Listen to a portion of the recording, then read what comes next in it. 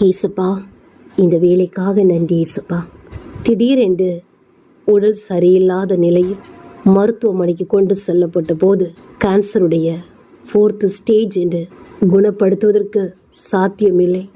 Radiation கொடுக்கணும், haemo கொடுக்கணும், கொடுத்தாலும் உயிருக்கு உத்தரவாதம் இல்லை என்று சொல்லிவிட்டார்கள் என்று சொல்லி கலங்கி நிற்கிற பிள்ளைகளுடைய கருத்தில் கொடுக்கிறேன் சப்பா.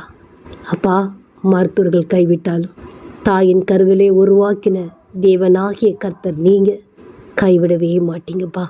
நாங்கள் விசுவாசிக்கிறோம்ப்பா.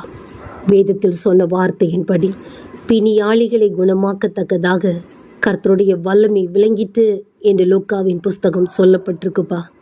உங்கள் வல்லமை விளங்கினால் போதும், அந்த 4th ஸ்டேஜிலிருந்து விடுவிக்க தேவனால் கூடும். அப்பா, உங்கள் பாதத்தில் தாழ்த்தி ஜெபிக்கிறேன்.